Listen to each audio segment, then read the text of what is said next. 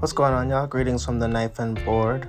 Today we're going to be making some carbonara. It's quick, it's easy, and it was and hopefully will be again one of my favorite dishes to make after a long night of working in the restaurant. I'm going to begin with using some thick, streaky bacon. Literally the thickest cut that I could find that was closest to my grocery store. We're going to cut this into good sized pieces. If you're lucky enough to find a slab of bacon, kudos to you.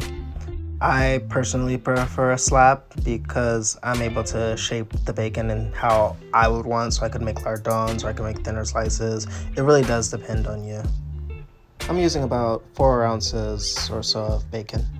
So some of y'all may have noticed that I'm not using the traditional guanciale, which is a pork jowl. This will be a modified recipe, focusing more on technique rather than the type or quality of ingredients. Here in NYC, we are still on lockdown, and when it comes to buying groceries, I would rather go somewhere that is in walking distance from my home in Brooklyn versus taking a train or cab to a grocery store that would normally supply these. And as always, after handling raw meat, be sure to thoroughly wash your hands. Now we will begin grinding some black pepper, and when I say grinding some black pepper, I mean a lot of it. If you're curious on how much black pepper you should put into your dish, either go by when your elbow starts to ache or when your ancestors touch you on your shoulder and say that's enough. Next, we're going to separate the egg yolks from the whites. I find that it gives a richer flavor and a nice color when it's presented at the end. If your yolk falls back into the whites, it's not a big deal. Just pick up the yolk with your hand and use your fingers to strain the white off. And again, we're thoroughly washing our hands. I'm using 6 egg yolks for this recipe. You can use the entire egg if you like, just add half as many eggs. Since I'm not using egg whites, I'll just set them aside for a breakfast or a stir fry later on.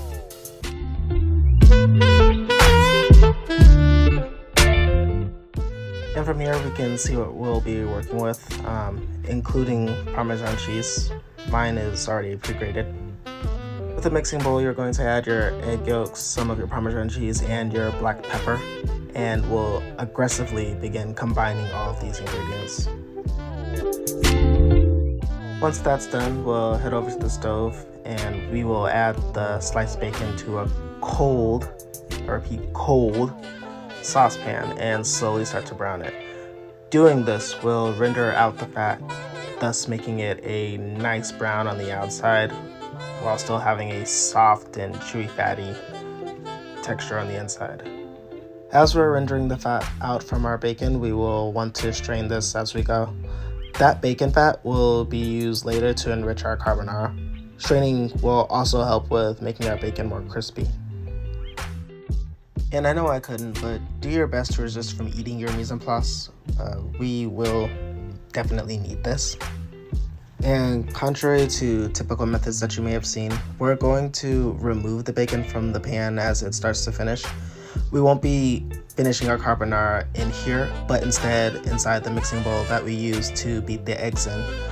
You'll see later, but I prefer this method because I have more control over how my carbonara sauce is cooked. While our bacon was crisping up, we simultaneously started a pot of water. Just like most pastas, we're going to bring that to a boil and generously season it with salt. I'll be using spaghetti today for this dish, which is perfectly fine. If you're able to get bucatini in your area, definitely more power to you.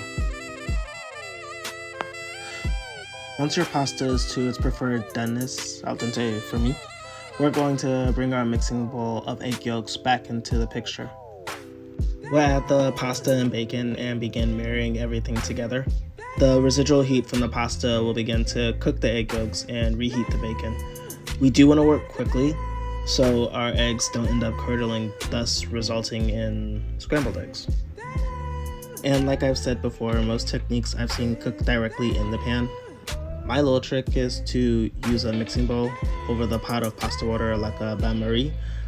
This way I have less contact with the heat from the stove And with this method, my egg yolks will cook softly while I work, similar as to if I were making a hollandaise sauce. And from here, we can play with our carbonara until it's to our liking. We can add the bacon grease for more flavor and depth, add more Parmesan cheese or salt if we need, pasta water if the sauce becomes too tight, and from there we give it a taste, start plating it up, and you have a picture-perfect carbonara. And as much as I'd like to show a proper video of carbonara once things are back to normal in New York, I can honestly say that this still turned out spectacular. Pasta, eggs, and pork products will always be on my list of favorite things to eat. So with these simple substitutes, you really can't go wrong.